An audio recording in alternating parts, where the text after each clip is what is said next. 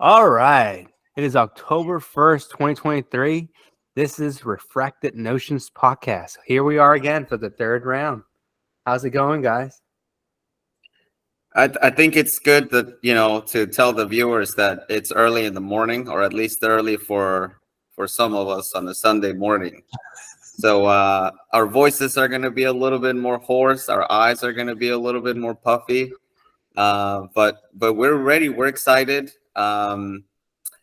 I know before I hand it over to Joe, I just want to thank those few viewers that felt very compelled to comment and to kind of explain the timeline of the events that happened in Kenosha. And you know what? Even though there was disagreement with my view, I felt really good because I felt that those people had the motivation and felt compelled to kind of like bring something forward to the argument. And that's exactly what we want.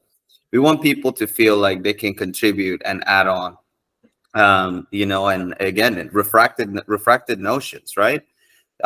We don't have to agree, but if we're communicating, we're having a polite conversation with each other, that's okay, that's fine, because that can sway people one way or the other way. And reading some of those comments made me feel like, hey, look, this is something I didn't know.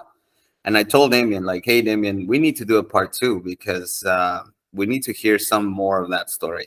And so, a lot more of like how he got acquitted, to kind of sway me the other way.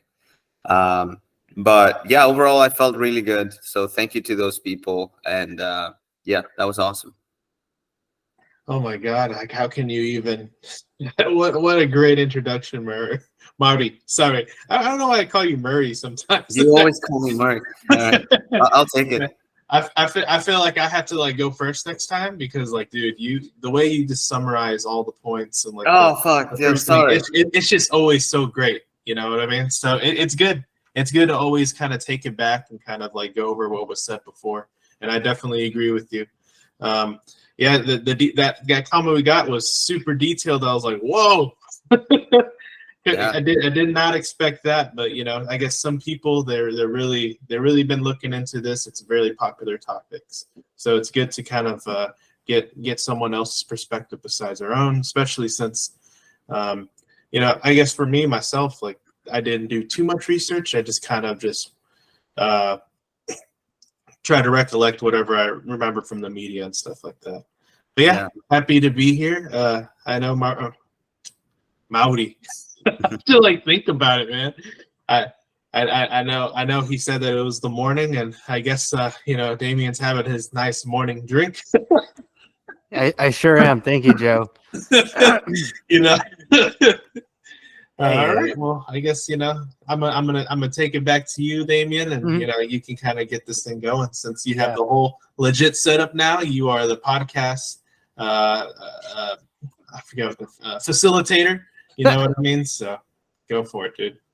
Yeah, no, I just want to add on to that as well. Marty, thank you, dude, for the intro. You always take the work off of our shoulders with the intros. You say everything that needs to be said, and you do it so eloquently. I love it. So thank you so much for that. Yes, a commentator out there, appreciate your feedback. That was extensive. That was a lot. That was beautiful. I wish they were part of our group to help us out, kind of give us the information beforehand, and we can. It's a little better laid out. Look at this little guy. Oh my God. I'm sorry. We have a guest. A featured guest here coming in out of nowhere. But anyways, okay. So just to get right into it. So the first topic is going to be on the monuments being taken down, or they're going to be taken down in New York. So it's the George Washington Monument and the Thomas Jefferson Monument. This reminds me of that guy in CNN with the housemaid that pulls the kid. Did you guys ever see that one? she like crawls in there, pulls the child out. Anyway, but yeah. So what's everyone's stand on the removal of these historical monuments? Are we talking about yours? You said you're talking about one specific, right? Can you do me a favor? Can you go on Google Maps and pull it up? I kind of want to see it. Like, I want to see these monuments how in New big York? this monument is, like, where it's located. You know what I Yeah. mean? Okay, yeah. Well, yeah. Will I do that? Also, keep in mind that in the past they have already taken down a lot of the Robert E. Lee monuments, which I don't think many of us really cared for or opposed. Uh, but I have to admit that I'm not well versed on the history of Robert E. Lee and the Confederate and why some people to this day still wave the Confederate flag, and to them they say it's not racist, that's history. So I just want to put that out there that I'm not well aware on that. But in the back of my mind, there is this like stigma that there is racism attributed to it because it was the opposition to the abolition of slavery. So that's the way I see it. Hopefully you guys can educate me and we can educate ourselves as we deep dive into this. Marty, take it away. Yeah. Yeah, well, I mean, I think you'd kind of have to take the perspective of someone that is, of color, an African American person. And obviously, I'm not an African American person. And sometimes a lot of these conversations about race get, modeled in the whole like, hey, well, there's not a black person in the table to kind of speak their side of it. But if I was to kind of put myself in that sort of perspective, you know imagine me driving through a neighborhood and then seeing the Confederate flag, on like two or three houses, and then feeling like, hey, what the hell, and back in the Confederate days, the South was fighting to keep kind of, slavery alive. And so, if I was an African American person, I'd feel like, hey, this seems a little bit like, in the past. Shouldn't we all fly the same flag now? Um, and so that's why I think the Confederate flag and affiliations to it seem to be um, kind of bringing up that pain, bringing up that wound that still haunts us to this day. The idea of slavery and treating each other unequally, and the lack of humanity of that time. So that's what it makes me think. With regards to the monuments, I think we should probably pull up as Joe was saying, where exactly are and what statues are being removed, if they are being removed. Um, the funny thing is, that the whole. I don't know if anybody's has seen like I Am Legend, but in I Am Legend, he lives around the Washington Ark, the Washington Monument. Oh, Uh, wow.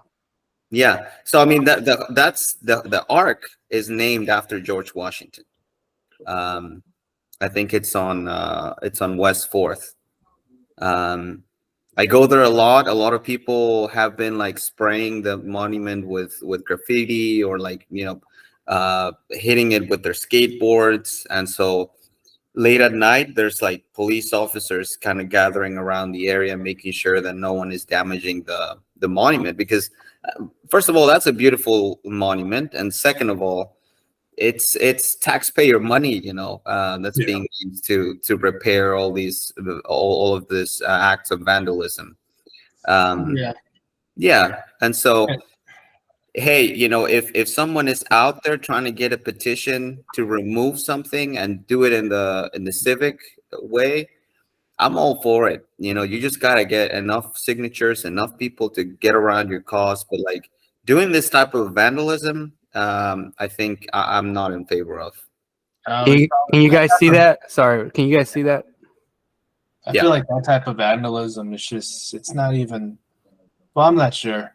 I want to say it's not really rational. It's just like, it's almost kind of like trendy. It's like, oh yeah, like I don't know. It just doesn't seem like it's like anything thought out. It's just like just being destructive and being like, okay, that's kind of a controversial, maybe controversial area. Let me just go and just hit it because other people around me probably don't care. I don't know. People do, you know what I mean?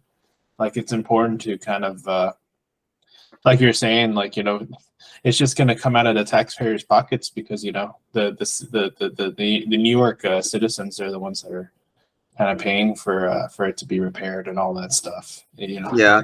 And then Hey, just one little thing, Damien, before. Uh-huh. It's funny that we're talking about, people kind of revolting, because that was last time I was saying sort of, and not to go back to the previous podcast, but I was saying, hey, like, Kyle shouldn't have been there.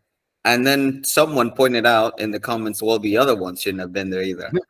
So it's funny that we're hitting this sort of as a continuation of last podcast. Yeah. But Don't go worry. ahead, Damien. A future podcast where we're gonna do it again and we're gonna elaborate more. We'll have all our ducks in a row, and we'll be able to do a better job. Thanks to that commentator who's holding us, holding the fire to us. That's why we gotta do that. Well, we appreciate that. So what we're looking at here is just the New York Post. There were other ones. There were other articles out there. Did we trust this one? Yeah, it's a New York Post. It's like it's a local newspaper. Sometimes it has like stories about celebrities and it's kind of gossipy, but most of the New York news tend to be pretty accurate. Okay. Pretty accurate, yeah. Yeah. So what's it say here? New York City Council, which just passed a budget that has already been deemed a flop, is now spending some of its time advancing a plan that could kill off monuments honoring figures such as George Washington. So this is all because historically they're recognized as being slave owners. Thomas Jefferson, George Washington. What do you guys think about all that? What do you guys make of that? Are you guys for it? Against it? Joe, you want to take this one? For this one, I don't know, man. It's kind of I always for these type of things, like I don't know, I can't give it a blanket one. I feel like it's case by case because I mean, obviously, I don't really know most of the monuments, to be honest. Like maybe I should, maybe it's bad, maybe it shows that the education system has failed me. No, but I feel that I feel like just you kind of have to kind of see. It would be good to understand the reasoning. You know what I mean? Because it's kind of good to conserve it. Like I just did a recent trip to Germany, right? And Priscilla kind of told me to mention this, but this is probably not like an apples to apples comparison because the whole city was kind of destroyed and stuff like that during the war and whatnot. But I guess whenever I was visiting some of the sites, they tried to like keep everything intact and whatnot, so that way to kind of preserve history is kind of just like a learning lesson and whatnot. So I'm not 100%. I mean, I understand like like kind of how you mentioned before, like a lot of these monuments, like when you think about what their purpose is kind of like to honor. You know what I mean? And, yeah. And personally, like just like I mean, just oh, Damien, what happened?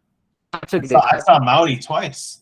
All right, but like like at a personal level, whenever I evaluate someone just in my own life, like a friend or a family member, like you have like good things, you have bad things with them. You know what I mean? So it's I don't just ice them out for the bad things, although sometimes I feel like I want to, but it's kind of maybe it's the same thing with these guys and like what they do, like they have George, all these folks, they have a certain impact in history and whatnot, and I guess they making things the way helping things turn out the way they are now and whatnot. So, but I don't know. I know there's a big push about the deal with the slavery aspect. I guess everyone's kind of reevaluating these things.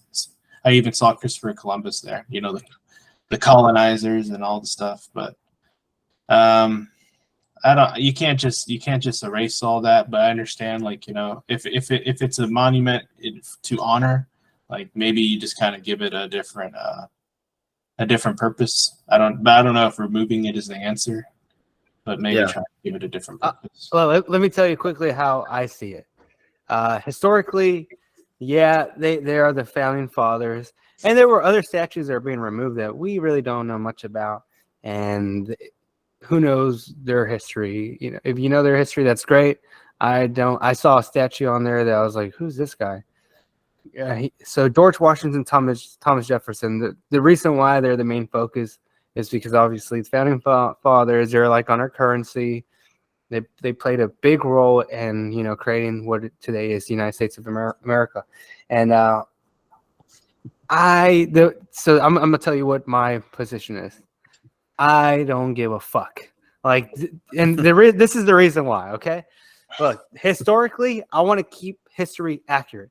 The books need to be accurate. It shouldn't matter about fucking how you feel about when he was a slave owner or not. I just want to know what he did and how we got here, and I want the new generation and future generations to know the truth. Just don't fuck with the facts. You want to take a monument down because they used to use prostitutes, or they used to have slaves, or they used to do things that we don't approve of in today's age. Fine, I don't care. And I personally don't care because it doesn't affect me. That's not my history. I was born in 92. I wasn't born with George. I don't know George Washington. I don't know what kind of person he was. I never met him. So I just want to keep the history accurate. The monuments, to me, they don't mean anything. They're just monuments. If anything, they're more of it's taxpayer money funded monuments. What do they do? It's like they cost money. Sometimes they have to be maintained. They get moved around.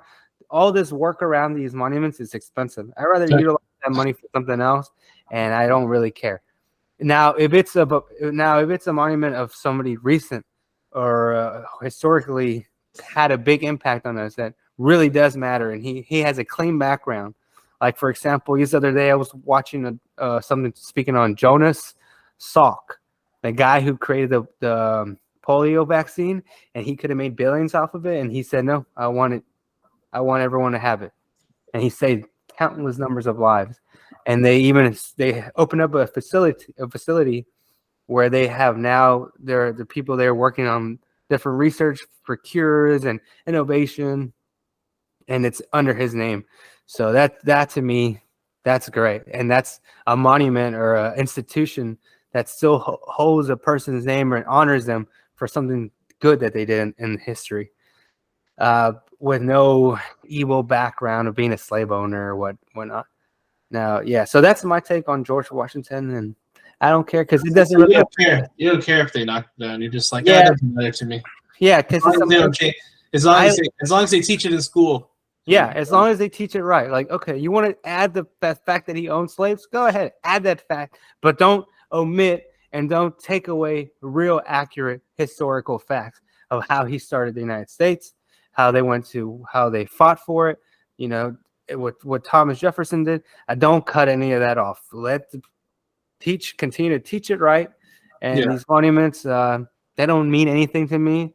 You know, if you really are into these, if you really love George Washington and you love the United States history, go ahead, buy your own little fucking statue. Go get a big poster and put it in your wall, since they mean so much to you. They did something to you. They don't pay my fucking bills, so I don't really give a damn.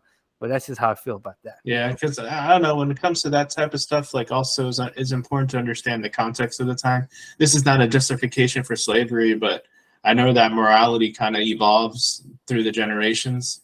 And obviously there was a time where, they had to make certain amendments in order to kind of, like, during the time of the slaves, people in that area, like, they would just grow up, and that would just be the common understanding that they had these slaves. They had these people that worked for them. They just their whole life, generations. So they definitely saw it different from us. You know what I mean? They definitely saw it different from us. And some people, like, like, I guess even political figures, I mean, that you have to make compromises going up and kind of rising up and stuff like that. So if that was going to be like a strong point, like, even if you knew there was something wrong, but it was just so ingrained in society, it's gonna take, like, I mean, come on, man. There was wars and all that fought for it. I'm trying to be careful because I don't want my ignorance to go out, because I'm not a student of history at all, and I don't want to, like, flip flop and stuff like that. But in a general sense, like, if it was a really strong point, like, people are going to be careful about trying to move against that. You know what I mean? Yeah. Well, I mean, to kind of give my abridged version or view on this, you're right. I mean, I think this is an issue that doesn't really kind of affect a lot of, like, the everyday folk. Obviously, the statues are not paying the bills of anyone. But at the same time, I do see it as a slippery slope of, like, hey, are we just to remove them because somebody deemed them offensive. And look, I get the whole kind of like George Washington, the George Washington that we learned in the 4th grade or the 3rd grade or even all the way to high school isn't the George Washington that we should all kind of like we should basically adjust our view of him. Biggest slave owner, that story about the wooden teeth. It wasn't wooden teeth, it was actual teeth from the slaves that he owned. So a lot of that history kind of gets thrown out the way, and we sort of revere the first president of the United States as being the general that led us into victory from the English, right? He fought the war. But I don't think removing it is the answer. I mean, if we're going to remove those statues, it's hard to pick the founding fathers like Thomas Jefferson. I mean, these are the people that founded our country. I mean, and they're on the bills. They're on the $1 bill. Thomas Jefferson is on the $2 bill. And hey, I understand removing them because maybe they cause pain to people. But I don't know. We need to do it in a civic way, in a way that is dignified of society. We can't just start riots and start removing them because they offend us. That was beautifully said, Mario. I agree with so much of that, and those are really good points. It's the slippery slope. How it starts with a few bad eggs, and then it's this cancel culture that's happening. That we are living in this society where you say something wrong in the past 10 years ago in your Twitter account, they bring it up, like with who's that comedian who was accused of saying some things, and it doesn't matter. Like now, it's like anything you say or anything in your past, they can use to completely cancel you and remove you. And that's what's happening with the statues. Yes, there is a lot of history involved and with them, and it's intertwined with the United States. But I don't know, man. Like when it comes to these statues, again, I have to say, like, as long as you keep the history accurate, that's more important to me, because this is a history that's way far behind. And I like the point. That you said how historically they were saying that it was wooden. He had wooden teeth, but they weren't. They were the real teeth from the slaves that he had owned. That little story, as wicked as it is true, and that's what we need to keep, the accuracy. And knowing that little detail, that little story, and not you can only imagine what slave owners were like back then. You have to take into account that slaves were slaves. They were not treated like human. They were maltreated. They were punished. They were hurt. Their freedom taken away. So yes, I totally understand people, how they can approach this history and say, no, it needs to be wiped out. It needs to be removed. We don't want to look at it. It's a disgrace to my kind. It hurt my people. To that, I respect that argument, and I know where it's coming from, because slavery is not a pretty thing. You have to admit this. Even though you might have strong feelings of George Washington and the United States and how we got to where we are, thanks to them, you can't forget the fact that slavery is the ugliest side of the United States history. Every nation has its ugly history. The Germans had Nazis. We had slavery. We had other things, other involvements and other things, but our darkest history had to do with slavery. Yeah. And we can't try to ignore that fact. Because there are some things in history that we want to always keep in the back of our heads, like 9/11, slavery, to remind us not to go back and fall into those steps and have that history repeat itself. And that's one of the things that we do not want to ever be repeated, and we want to get furthest away from. We don't want to have nothing to do with that. Dude, I'm about to get canceled here. But regarding, I want to hear what you're gonna say. But regarding how they're so in our history and in our system, and there are monuments and our money. I get that point too, but change sometimes is not bad. I'm going to be the devil's advocate and say the change is not bad.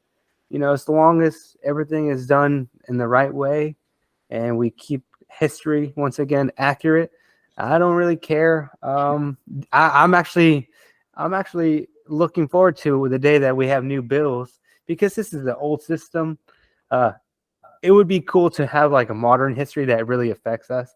Maybe have George Bush on a bill instead. You might disagree on that, but Okay. you know, you be like former, like every 5 years, update all the dollar bills to new faces of modern. You know, Barack Obama. You know, our people in our lives. That would be kind of interesting to have them on our bills or something, or maybe just remove all faces. How about a bill, money with no faces? Use a cool picture depiction. You know, the U.S., the Liberty, the Statue of Liberty.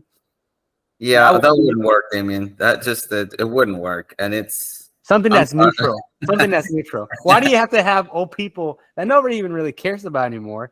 They have their history matters, but nobody really looks at them and says, "Oh, this is my father right here." Oh, every time when I get money, I'm like, I want to keep. Oh, I get excited not because of what's on the fucking dollar bill, because of the value of the bill.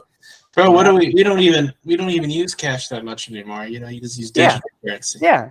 So it's like it's irrelevant stuff. It's just things that if you were to change it within like a year, people would stop bitching about it and forget about it. Like, because it doesn't really. It's just semantics at this point, really. No, but like, see, I think removing it, and you know, I know that it's do it the civic way, get enough signatures, but I think removing it is a mistake. I think you should, because you're saying that it's like a slippery slope. Like it starts like here and it can escalate. Yes, I understand that view too, and I don't want it to get there. But when it comes to small things like this, it's like let it. To me, it doesn't affect me. If you want to oppose it. Whoever wants to spend their energy on that, go for it. But I'll put my energy on when it really matters. Like if it's a big deal, like they're trying to remove somebody who should not be removed or something like that's when I'm like, I would put my foot down and be like, no, that's fucked up. But that's until case by case. Yeah, case by case. to me, it speaks more of like what are we doing in schools? Are we really teaching the right history? And just going over kind of the wooden teeth in case somebody kind of gets me in the comments. No, but it's some of it was ivory, some of it was human, some of it was lead. Deceased humans more commonly. Yeah. So It's that, but you know, I think that again, just to not to repeat myself, but it is a mistake to remove it. Why don't we, as citizens, take more responsibility into learning more about our founding fathers, and also everybody here, everybody that you know, has some little hidden detail that they're omitting from, you know, their description of themselves. So, you know, everyone has, you know, faults, and we all kind of have to come to terms with the big faults that our founding fathers had, but we need to learn about them, and we need to kind of expose them and bring them out to the light. And you know, in school, both in school and in our own research. And hey, you know, George Washington, I'm sure, wasn't such a great guy, but also, you know, he was the general of our country. He was the first president of the United States. He sort of created a lot of like the norms and the statutes that are still alive in our system. So it's hard to remove characters like that. I mean, you know, Abraham Lincoln, another one that probably didn't kind of believe, or I'm not going to get into that history because I'm not a history guy, but I think as soon as we get a history teacher in our midst, we should definitely kind of ask these questions of like, hey, expose us to some of the nitty gritty, you know, from these figures. But I don't know. That's a general take. I think removing them, just because people found them kind of offensive, I think is the wrong way of doing things. I think you need to justify it, and I think you need to get around, you know, with other citizens and do it in a legislative way. Yeah, that's an important process there, which you just said. Not just like, you know, some committee just making the decision for everyone, like kind of get everyone involved. But I don't know. Maybe that's a little bit harder than it. And Joe, maybe they tell are. us what you're gonna say about getting canceled. I want to hear that part. Oh no, I was just Yeah. gonna. It had to do with your comments about slavery and stuff like Get that. canceled. Say it. Say it. Get canceled. No, it's just it's. I mean, the truth of it was a comment I think you made. Man, I have bad short term memory, but I wanted to say, it's kind of like, I guess maybe who knows if this country would have been what it is without slavery in general. You know what I mean? Like those folks, like I guess the way the society was structured and the amount of work that those people did. You know what I mean? Oh shit! You're right. We are gonna get canceled. Fuck. That was heavy. You see, people are gonna paraphrase that and say he said, "Thank God it happened because if not, it would have been a different outcome." No, you just no, you don't know. Now you got what it is. people. You guys know where he stands now. Joe Goose, man. He is thankful for slavery. This guy, No, he not is. thankful for it. Every day he goes to sleep. Before he goes to sleep, he prays and thanks God for the occurrence. No. All joking. That the slavery around the whole world was this thing, and obviously, like the powerful countries, they used it and they exploited it, and obviously, you know what I mean. They rise to power off of that free labor. Yeah. Being able to do all that, because that's just how it is, and that's the reason that well, I don't know if it's the reason, but obviously everyone can wrap their heads around, like the slave owners at the time, the reason that they kind of wanted to keep it that way is because obviously it was kind of giving them a real edge versus everywhere else. Yeah, And then just to jump into the Abraham Lincoln thing, because I remember thinking about this, not thinking about it, like hearing this on another podcast when someone was explaining like a different perspective of Abraham Lincoln. I think it was on the Joe Rogan. Like, like people think like, oh, he had like a moral stance on slavery. But it was like, oh, no, maybe his opinion was like, the slaves are taking all the jobs from the white man, because why are they going to try to pay someone that they can get someone for free? So it's kind of a stance there. I don't know if that's accurate, but I mean, you just have to think about the economics and like, just kind of look at it, not at a moral, but like, cost point of view. That's why I was never an historian, because it's too much that you have to rely on to know, to kind of get to the truth.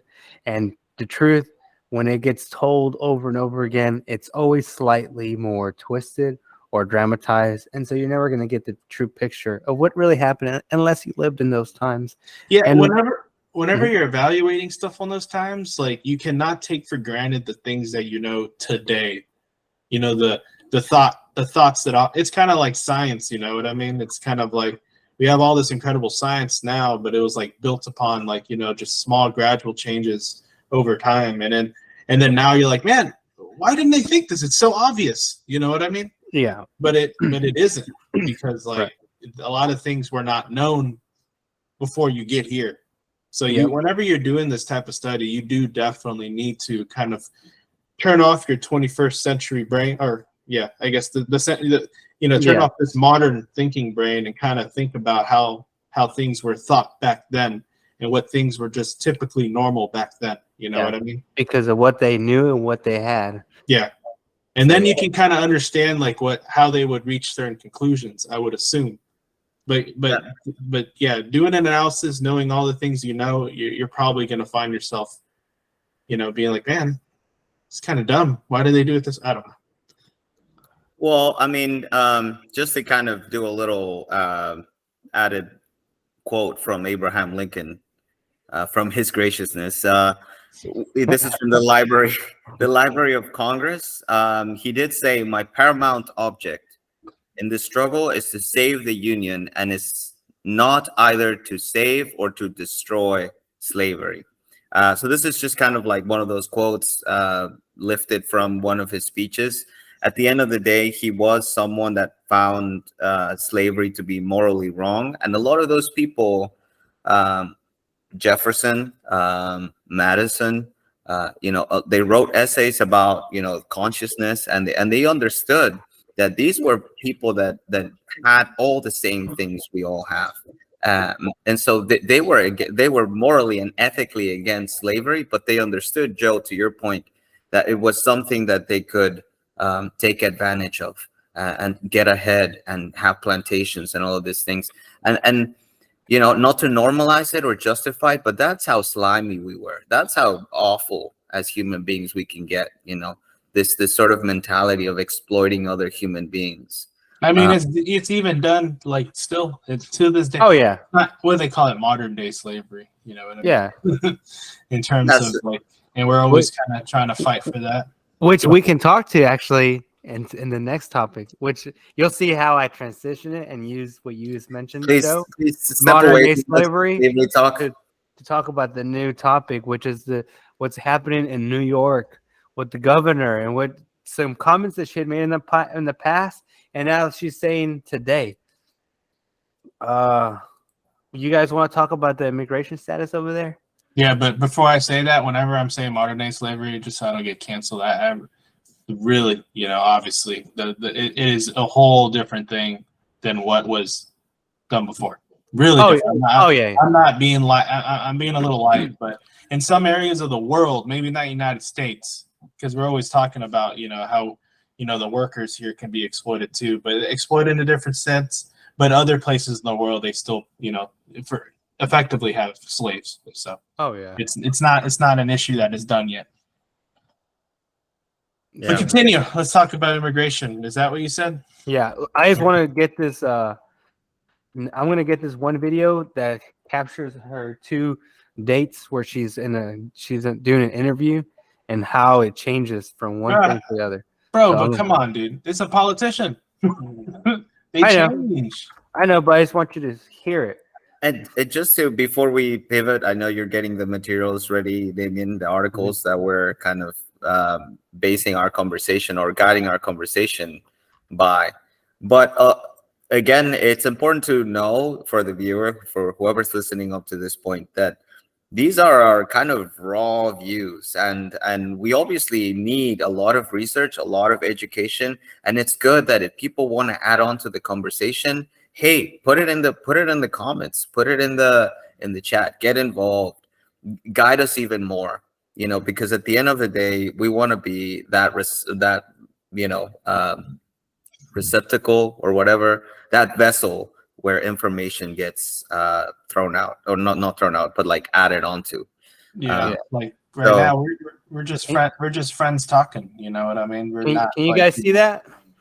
Can Yeah. you guys see that? Hey, Okay. hold on. Before we start the video too, I feel since we're kind of wrapping up that other topic, so let's just do a conclusion real quick. Like, I guess Maudi seems you have it's like a slippery slope thing. You feel like, you know, we should kind of maintain it, but also on a case by case, because maybe you pick up some new information, and then, you know, it turns out one of those guys was just a Nazi, for example, and you're like, I don't want to even have that guy on there. You know, there's certain criteria that eliminates it, but for the most part, conserve the history, right? Is that your point of view on this when it comes to the monuments? Yeah, I mean, you know, I know you at some point during the conversation you mentioned going to Germany. Yeah, And obviously a lot of the Nazi monuments, a lot of that history was erased for good reason. So I'm arguing, you know, that in that case, you need to get rid of all of that, first of all, to not have people kind of like feeling like this is an acceptable view from a human being. yeah. But they kept the ugly ones. They kept the real ones, like, you know, the Auschwitz concentration camps. And people to this day go to those camps to kind of like see some of the pain that human beings are capable of inflicting on other human beings. So if you're gonna keep history, keep the history, but educate people, you know, about the ugly nature of you know, of our history, of our pain. Just to kind of like make us remember what we did, what we're capable of, whether good and bad, but also get your information right, get a better view of what our history was. So I mean, that's all I want to say about that. All right, Damien. Yeah, that was. I'm trying to go to other topic, because as I said earlier, I don't give a shit. No, Good. Yeah, I'm with you on keeping the history accurate. Like I said over and over again, keep the history accurate. Tell us what we did so we don't do it again. What we did right so we continue to do it. Yeah, I don't. Take him down. Don't take him down. The people who care the most, y'all can fight it out. I don't give a shit. You're just indifferent about it. Yeah. Yeah, no, but yeah. So now with the argument of how they kept the ugly parts of the Nazis and to remind us, and also taking away the Nazi monuments across the board because it was terrible, heinous shit that they did. You can press the same argument about slavery. Terrible, heinous thing that allowing it and being a part of. You know, Yeah. if you were a Nazi, you were the worst thing on earth. If you were a slave owner, you're the worst thing on earth. You see how you can kind of argue the same thing for both cases. So Yeah. the taking down slave owners, you can argue that too. If you don't agree on that, if you don't think slavery was that bad, that we could still have these monuments up, look at it how you want to look at it. But there is that perspective out there. Yeah. And then I guess I share a similar view to Maudi, except like kind of just redefining what these statues mean. I mean, obviously, they're sometimes they're meant for honoring, but maybe no longer do that. No longer give it that meaning. Just kind of another part of our history. Because I don't know. I don't want to sound a little weird, but it is kind of cool, like, just to kind of be somewhere and to get a snapshot of like how something that is really old, something that's been there for a long time. It's like, man, how many eyes has peered on this? You know what I mean? And everyone, whenever they look at something like that, it's kind of like looking at art and stuff like that. It means something a little different. To a radical, it's like, okay, we still believe in this stuff. Or to someone else, it's kind of like, I need to learn a little bit more about this thing and see how history kind of came to this point where this person was honored, like, get some understanding there. I don't know. Anyways, we can move on. I'm gonna go ahead and roll the clip real quick. People to come here, despite where they came from or despite the circumstances that drove them to this country and to this state. We say you are welcome here. We are welcome with open arms, and we'll work to keep you safe. We'll not only house you, but we'll protect you. And the richness of the culture and the diversity and the food and the restaurants that we know are going to be coming because of these efforts are beyond measure. It's an extraordinary part of our story. And it's woven into the story of New York, and it makes us more vibrant. Now, this is what the New York governor is saying this year. We have to let the... That was very nice. When you guys heard her say that, she seemed like such a great woman, like so nice, welcoming. That's what I got from that. She's playing the very nice role. Yeah, I mean, I get my first thoughts, just first impressions, right? First time I ever seen that, I was like, man, that's kind of coming from like a privileged place. It's these people are going to come here and introduce us to their culture. They're going to open up a restaurant, maybe, but for a lot of them, it's not going to be that way. It's going to be hard for them to kind of find, especially how expensive New York is. You know what I mean? To begin with. Yeah. Now let's see what she says in today's day, in today's climate. What is she saying? Word out that when you come to New York, we're not going to have more hotel rooms. We don't have capacity. So we have to also message properly that we're at our limit. If you're going to leave your country, go somewhere else. But the smarter thing is to apply for asylum before you leave your country. She's literally not. Okay, that's his commentary. No, wait. You guys want to hear what he had to say? No. That was slightly. I mean, edited. I know what he's trying to do, which is, he's trying to say, she said this at one point, and then now she's saying kind of a modified version of that thing. But she got cut off, so sometimes I'm a little weary of when people like cut them off right there. Okay, she was cut, but she did finish a lot of the sentences. So it's not like, what else could she say? She basically said, go somewhere else. She said that. Go somewhere else. Don't come here and apply to asylum first, which is what everyone's been saying. Apply to fucking asylum. Do it the right way. And now she's saying it. That's what everyone has been always saying. You got to do the right way. There's got to be some border control because we can't handle that influx of people coming in at once. It has to be regulated. We have to catch the predators, the drug smugglers, all these But criminals. it's not even that, Damien. It's not even like about the predators and drug smugglers.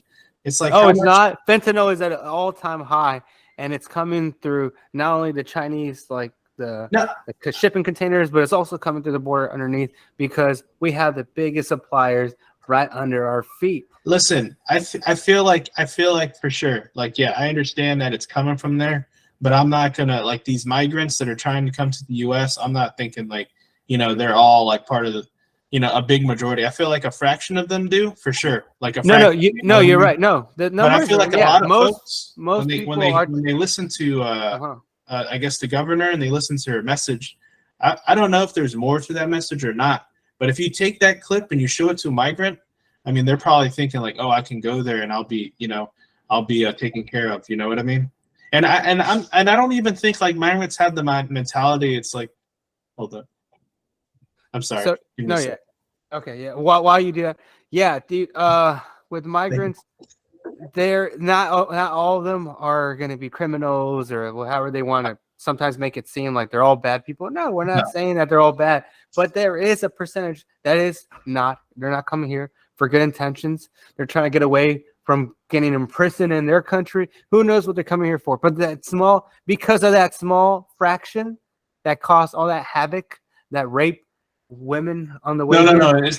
It's not just that. It's the politicians playing politics and making everyone think that all of them coming here is Okay, they're but doing that. okay, but we're talking amongst ourselves. We're not talking.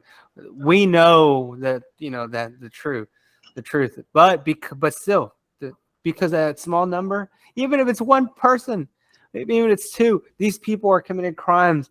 You know that what happened with the border with when they found that girl back then who had semen from like 12 different guys.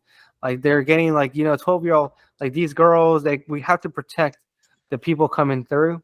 We have to protect we have to catch and intercept the criminals that are trying to smuggle in drugs. We have to do that, and we need to have a properly way of allowing people to come in to keep it safe, keep it under control, to where we can financially hold this structure up to facilitate that. And we need to reform it in a way that it expedites it and it's a better, cleaner, better process. But just pretty much sending a message out like she did years ago, like, yeah, come here, we welcome you with open arms. Now that she has him, now she's saying go the fuck somewhere else. We are overrun. But here's the thing that pisses everyone off, especially Texas, because Texas for the longest had been saying that it's a crisis. They've been saying, and nobody else wanted to accept that it was a fucking crisis until they started getting they got these buses full of immigrants sent to them, and they're not getting the full brunt of it. They're getting a small percentage, and they're saying already, oh, it's too much. We got to do something to seek asylum the right way, go through the right. That's what we've all been saying. And now that they got a little taste of Texas, because Texas still is getting all the fucking, they have to deal with the burden head on. Texas, California, New York, New Mexico. So all these other countries, Chicago, New York, that were saying, come here, allow them in. You're being xenophobic. You're being racist for not allowing them. We need them for et cetera, et cetera. We're a country of immigrants. Now they're pretty much eating up their words, and they're turning around and saying that they can't handle the influx. They need to send them somewhere else, and blah blah blah. Now they're kind of saying what Texas has been saying, not to the same degree, but pretty much we're getting there. They are getting there, and so that's what I wanted to point out. Yeah. How it's with these politicians and with some of the voters out there that don't understand how severe this immigration situation is, who don't visit the border, who live in a mansion far, far away where they can shower and eat a nice breakfast every day. To them, it's like, no, let them in. And because they don't have to worry about it. They're not the people dealing with it. That, it's not like they need an income, or they need tax money to go to help their family or their living situation. So for them, it's so easy to say, yeah, let them in. Like it's to them is the most simplistic thing. Even though I understand, most of these people are coming here for a better opportunity, and Yeah. it's a human. It's in nature. Any person wants to improve and move to or migrate to a place where they can have a better life for themselves and for their family. I totally understand that, and I understand their plight and why they make this long, dangerous, treacherous trip. Yep. But I come again and say it has to be done the right way, to where we can also finance and sustain this structure that works for everyone, to keep us safe, to keep us safe, to keep everything done right. Yeah. And there's going to be a fraction of folks that, that whenever they try to do it, they try to do it the right way. But, it's always the path of least resistance that prevails, even though that path of least resistance is very, I don't know, there's a lot of resistance, actually. I guess people just, because, doing it the wrong way, like, getting a coyote or something like that, like, yeah, there's definitely a whole other set of issues you're going to deal with. But I guess in their minds, it's like, at least in the end, I'm going to be on American soil. You know what I mean? Whereas like doing all the paperwork, application, like who knows how long you're going to hear back from it. Especially you hear stuff in the media about, things being kind of cut off and whatnot. I don't really know all the details, but obviously there's a bureaucracy and it's going to take a long time. Meanwhile, they're, in their home countries, like, suffering. So I guess the suffering is that bad that they're willing to endure another journey of suffering, just to kind of at least put their foot in the door here.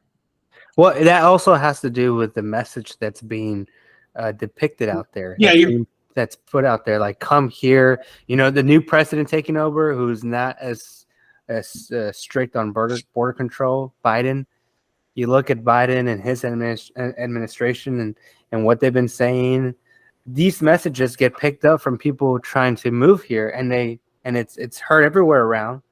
And they're saying, yeah, look, they're taking care of us. You look at what's going on in New York. The homeless people are being left on the streets, not being taken care of. And these immigrants are being put in fancy hotels. Well, the homeless situation, we discussed like the first time around. The homeless situation, taking care of them is more of a complicated issue. Yeah, it is. It is, but it's a slap to the U.S. citizens in the face that's saying, and it's showing them like, look, this big, massive group is coming, and they're being taken care of. And this small, because homelessness it's a small percentage, when you look at it and the entire population here, it's very small. And so you look at the big number coming in, and they're being put in hotels, they're being paid. And then Maui only gets $700 one-time payment, for people who were devastated in that fire. And so it's just a huge slap to us in the face, saying we get the short end of the stick, and immigrants who just got in here illegally and they didn't do it the right way, they're getting a free ride. If people in other countries have to apply, there's no way for them to swim their asses over here, so they are forced to wait until they get approved. They get to cut the line just because they're right here and they're able to physically make the walk. Yeah, geographic, the geography is always going to play a role, dude. Yeah, but you want to talk how unfair that is? How unfair does that look to other people in different situations? If you're homeless, you're like, what the fuck? If you're an immigrant in another country, you're like, what the fuck? So it's rubbing people the wrong way and yeah, I know, but I'm sorry, Maori, go. No, I was just kind of, listening to kind of y'all's perspective on immigration. I obviously come from a different side. Look, I understand that the numbers are staggering. People from Venezuela, people from El Salvador, people from Honduras, people from Mexico, coming to this country for the majority. And this is, I think, it's good that we're talking about it. The majority of the people that want to come to this country are looking for a better life. And I think Damien and all of us here, our reality is not their reality. There's people No. dying in Venezuela from starvation. There's people in El Salvador dying from, you know, the violence that is happening over there.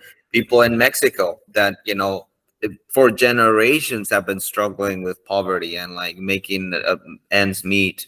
And not only that, you know, being affected by, you know, narcos and all of these, like, you know, people that are funding this market, you know, that has found its way into the United States. You know, there's demand here for narcotics, for heroin, for cocaine. um and I'm not, you know, I'm not suggesting that, hey, all the Mexicans are just like, you know, um seeing that there's a market, a drug market over here, and then just trying to make money from the Americans. Because a lot of the times I do see this kind of negative light shed on all these people, and suddenly one criminal becomes like, you know, basically turns the whole caravan into criminals. These people are trying to come to this country to make a better life, and I think to somehow add on to society. Now, to Damien's point, does this need to be regulated? Yes, it needs to be regulated. The I think the message has to be like, look, if you are struggling in your country, the first thing you should do is apply for asylum. It's hard to tell someone apply for asylum when you're starving, you know, Mhm. when you're dying from gun violence, when you are when you've made a journey of 1,500 miles, you know, from your country to this country. And the realization from a lot of them is like very stark, because once they come to this country, no one wants them. You know, the governor from Florida is like sending them in buses to like New York, to like, hey, here you go. What's the name of the governor from New York? It's funny that I live here and I don't even know her name. Hutchinson. So it was just here. Hold on, I can get it for you. But yeah, go on. Yeah, but they're sending them there. No one can, you know, the cities, especially urban cities, are not only struggling with homelessness, but now we're adding this group of people that is, you know, coming from other countries and trying to find their way into this nation that is already divided. Um, so I am pro immigration. I think immigrants add to the culture of our country. I think this is a nation of immigrants, and we are all here. All three of us are immigrants. So sometime, or not, maybe not immigrant, but I don't know. I think we all We come from immigrant families. we come from immigrant families, and I'm sometimes an immigrant. I know. 100%. And so you know, the three of us did it, I guess, in the legal way or whatever. But at the end of the day, we're still immigrants, and you know, what we want to do is add to this country. So Like recent immigrants, like, because I know everyone in the U.S. is technically an immigrant except for the natives. You know what I mean? But more Except for recent, the like natives. last generation or now. You know. So do we need to fix our immigration system? Hell yeah, we do. You know, we need to kind of do it in a better way. Work permits, permits for the longest time worked, I think, from the 1910s. There used to be this like co-partnership between Mexico and the United States, where people would get a 6-month permit and they would come here and work and then return back to their country. And so a lot of the jobs that immigrants are taking are not jobs that Americans want to take. Who wants to be out there in the fields picking up Well, Marty, let fruits? me that Immigrants from India. brings us to the what I was gonna say about modern day slavery.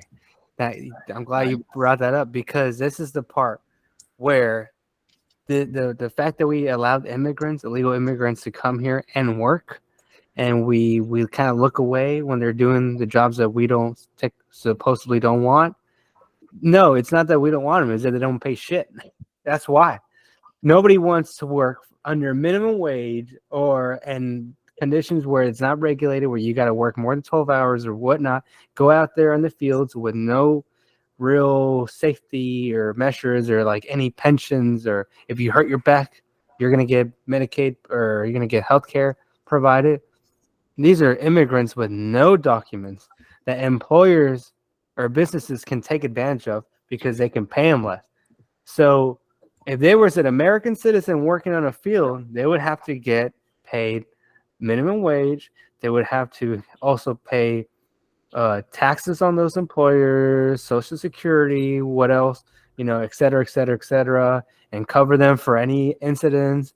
So there's a lot that they save on when they don't hire U.S. citizens. So it's like they're necessary. They're the modern day slavery workers that get worked in conditions worse than U.S. citizens, so that a business can succeed.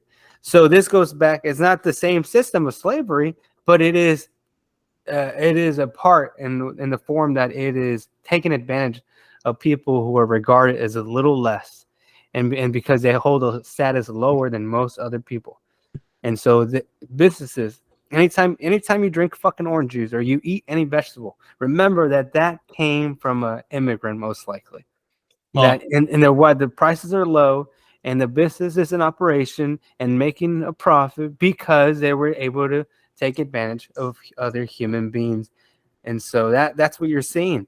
And so you have these lobbyists, all these people in California and Texas and Florida that they would love it if there was no reform. They would love it if they can get more of these immigrants out here to cover their businesses. Restaurants here in Texas, every restaurant you go to, you look in the kitchen, what are you seeing? You're seeing Hispanic people, except for Chipotle. Chipotle somehow got around it because they have an open kitchen.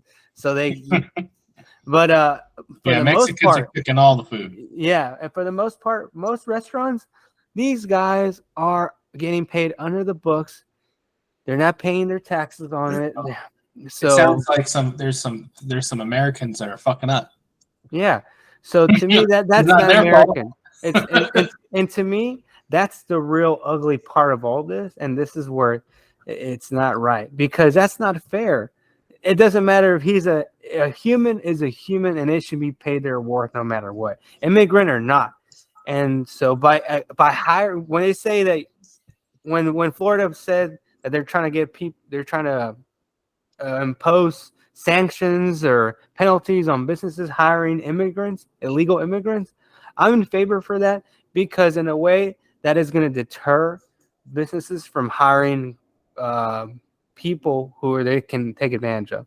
I want it to be where there's a reform that can process every immigrant, get them approved, get their license, their information down, and get them to start paying taxes and also start getting paid fairly. That's the main part. To everyone get paid fairly, because this is just taking advantage of people in a desperate situation that come here from other countries trying to look for a better life. Yes, yeah. And I do sympathize with them. I do understand their plight, but just looking at the big picture and just only focusing on a minor detail of the border control, it doesn't cut it there. Because once they come over here, then what? Now you got to take care of them. Now you got to house them. Now you got to shelter them. And when they get to work, they're being underpaid. They're being advantaged. Why you say we? You know what I mean? Seems like that. So when I say we, I'm talking about these big businesses. Whoever is in favor for open border policies, for having them come over here and just put into the work field just willy nilly. Damien, I know that before we kind of spew our own ideology and our own kind of view of it, I do have a paper from this is a reliable source. Hold on, this is from the Office of Justice Programs. It is the U.S. Department of Justice. They wrote a paper on the crime rate from illegal immigrants and how it compares to U.S. born citizens. Probably a lot less. Oh yeah. So sure. Is that okay if I share that? That way we can. You could share that, but let me just let you know that I'm sure there's a good percentage that's underreported too, because for you to put it down on paper, you have to be caught. You have to be caught first, and I can tell you for a fact there's a lot of drug smugglers that are not caught because that shit's still pouring in. Yeah. Well, look, give me the death rate on like fentanyl. As long as that's still high and continue to grow, that means that the drug smuggling is still occurring. Well, anyway, this is a yeah, I agree with you. It's yeah, the whole bias thing, and maybe like, what lens are you looking at it from? But this is the, if we're gonna go by something yeah, trustworthy, I think it has to be the U.S. Yeah. Department of Justice. I mean, people can read the article. They obviously go through the significance of the article. They go through the methods that they use, the materials, and these are some of the results. It's 8 pages. It'd be good to kind of put this article. This is sort of a research article from the U.S. Department of Justice, and it's from data from Texas. So anyway, U.S. born citizens, the total crime rates, 2012, 2018, I guess, the crime rate is per 100,000 people. Violent crime, way lower, less than half lower than U.S. citizens. The blue is U.S. citizens, red is going to be legal immigrants, and then here's the 96.2 people out of 100,000 people that committed violent crime, as it compares to the U.S. citizen. So yeah, there are criminals coming into this country that are inflicting harm on society, but they definitely kind of, in comparison to U.S. citizens, is much less. So Yeah, you're right, but there's still that percentage. And yeah, there is, because most of them are coming here. This makes sense because that's exactly what we're talking about. You didn't have to show this because we already kind of knew, like, most of them are trying to come here for good, to seek a better future. That's why they do that. That's why they're coming in here. You see a lot of families coming with kids and all that. But I will say that the fact that there is even a percentage shows you that this is why we need regulation, because it's a very real thing that crime is still happening. It's not like it's like what, half a fraction. Beings, man. I feel like human beings are just it's just inherent for this. Yeah. Some people are just gonna do it. You know what I mean? Yeah. Whether it's And it doesn't matter where you come from. Yeah, and it's just and the fraction is small once again, because tell me, Marty, how are you going to keep tabs on the crime going on when, first of all, you're undocumented and you're not trying to get caught? These are only the reported cases. Anyone who's trying to commit a crime is not going to try to get caught. Yes. So these are the ones. These are just cases based on when they get caught. And if you get caught and you have no documents, who is really adding to this report? We don't really know the numbers. I hope to trust and I hope those numbers are as accurate as possible. yeah. But when you're dealing with undocumented numbers and in such an influx where you're catching a few here, but the rest are running away somewhere else. Hey, but hold up. Let's It not is- discount the legal immigrant, which is documented. Yeah. So legal, and so combine the legal immigrant and illegal undocumented immigrant. Combined, it's not looking so good. And if you look at traffic violations, No, but it's higher in the bottom. Legal immigrant I don't think it necessarily means. Well, I don't know. Maybe the paper gives more. But The visa, or they got citizenship. legal from where too? I don't know. It could be. Right. It can I be. don't know. I always struggle when people just kind of like, oh, the Mexicans are horrible human rapists, thieves. And No. I know what they They're not mean. trying to say that. Let's go there. Let's go there because look, I know you're saying the unreported stuff, but the thing is, in statistics, there's this principle of like, hey, you get a high enough sample, it's highly representative of what the population of illegal immigrants are gonna do. So, that I think the argument is not valid in this case. The unreported stuff, and as Joe was saying, people that are committing crimes obviously don't want to get caught. But I just want to highlight before we, before anybody adds something else, the drug violations. It's 1/3 of the U.S. citizen, and it's half of the legal citizen, the drug violations. So, painting them as drug dealers and stuff like that, I don't know, Damien. I don't know about that. There are people that want to come. Yeah, are they exhausting the system? Are they exhausting possibly the taxpayer? Yes, but to paint them and to regard them as criminals to me is a mistake. But Damien, at the same time, too, I mean, like we've kind of like come to an agreement that they come to the U.S. with a better license to work and whatnot. They're not. I don't think for the most part they're asking for handout. I'm being very general, by the way. Like I don't know about the data, but I'm imagining, just based on my own experience, based on what I know what happened to my family and other people's families, immigrants are the least likely to ask for handouts. You know what I mean? I feel like they've always kind of want to be like, I forgot the word. Self-sustained. Yeah, they want to be self-made individuals. That they're not asking for handouts. They don't like the my mom to this day, she takes pride knowing that she didn't get any help from the government to raise me when she could have. And I know these is all anecdotal. But I imagine that the folks coming here, it's a similar situation. Talking about New York, saying like, oh, we're housing these people instead of the homeless. We talked about last 2 episodes ago that the homeless people are homeless, and there's some people that are homeless because of just like maybe they really lost their job and it just everything fell apart from them. But we know the majority of them, they have drug issues and substance abuse issues. And these immigrants, I don't think they have that. And you're just dealing with a different situation. Yeah. And well, I just want to address that. I've already mentioned the fact that I understand why they come here, and I'm not putting the blame on them, on like as a whole. Like it's a case by case. Every case is different.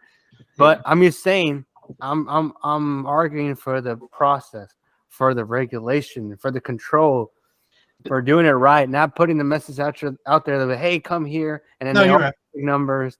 And I know the White House likes to say that this has to do with Trump also because of, well, you know what? Trump's not in office. He hasn't been in office for the past 2 years or however long now.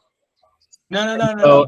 And the so bills that presidents pass. Yeah, the sanctions that Budgets, the sanctions that they did on Venezuela and how they took away money going over there, and now that's why they have. Yeah, okay. So the administration is in control now. They can pass executive orders. They can change shit they want, but no, they're doing bigger. They're having to deal with more people. They have more cages probably in the border. And so what are you doing now? For the past 2 years, it doesn't look like whatever you're doing is working. And it kind of looks like it looks like the numbers are growing and it's just promoting this crisis. But you heard Kamala Harris kind of give her speech, "Don't come here." Yeah, that was that. So the message. That's a great message. Also, after other things that they've already said, once before they became president, they said other things, and it was promoting. Also, under Obama, people like to paint him as the come here, all you immigrants will welcome you all here. But under his he deported the most people. He deported the most people, and he set up the cages. Yeah. He set up the cages that Trump really kind of used, and So I think immigration is not so much an issue that where Democrats and Republicans kind of like disagree a lot on. It's regulated, but it's how you paint. It's how you paint the issue, and I think Republicans paint it as this sort of like, we're being taken over. They're taking away our jobs. They're getting handouts. Like Joe said, these are the least likely people to get handouts. I mean, Damien, I sometimes feel like you paint them as like people that get a paycheck every month from the government, and they don't. They really kind of work. No, I'm not trying to attack them personally or like saying that they're bad people for what they're doing, because they're not. They're just trying to do better. I've already said that. This has nothing to do with that. This is about the control and the regulation of it. Yeah, David, I guess you're right. I guess that everyone needs to kind of have a unified message. And that lately, for political reasons, it seems that some folks are different. They're taking different stances. Like we heard the governor, right, of New York, and then we know what Texas has been, how they've been feeling because we've been witnessing it, and then all the other states along the border. and it's easy for New York to say what they want to say. Yeah. But obviously, their resources they've reached the limit, and now they're changed their tune. Now their song is it. But I feel like that's just bad. Like like that's almost it's not it's being disingenuous from her part if she's trying to just kind of if she's taking like the moral high ground. But you have to be realistic at the same time. You can't just. What I love about all this is like now they're singing a different tune, and they're pretty much saying no, send him somewhere else, which is what we did. What Texas did. We sent him somewhere else because we can't handle it. So we sent it somewhere else, and now we're racist. We're using them as political pawns. We're playing with people's lives, even though these people are asked where they want to go. And you have people in California on buses that Biden approved for them to go wherever they want to go to. These are immigrants from like other countries, from like Pakistan, from China. So it's happening in California. It's happening here, and they're being asked, where do you want to go? And they know this, and they say, oh, I want to go to New York, or I want to go to here. And they say, okay, we send you off to these places. They say they welcome you, and now they want to say, "Oh, send them somewhere else." So, one last thing, Damien. I'm just to your kind of. I know you like the more specific aspect of things, but just before we move on to something else, or maybe we won't. The Yale student, Yeah, we should, and I think a lot of these conversations, we can do a part 2 on them and kind of get a lot more educated. I know Marty, do you just want me to say it? You just want me to say what you want me to say? No. Look at this. You just wanted me to say it. You know what, Marty? You're right. You caught me in a corner. I admit it. They're all criminals. They're all bad. I hate all of them. I don't want them here. Go back to Mexico. Even though I'm a Mexican, I'm a born Mexico, U.S. citizen, raised here. You showing your proof? Yeah, my vaccine right here. That's how I'm the real deal. Damn, bro. Yeah, well, the viewers can look at this. This is the homicide rate, the assault rate, robbery rate, sexual assault. I know all Mexicans are rapists. Burglary, theft, arson, I'm convinced. all lower from 2012 to 2018. And look at the trends.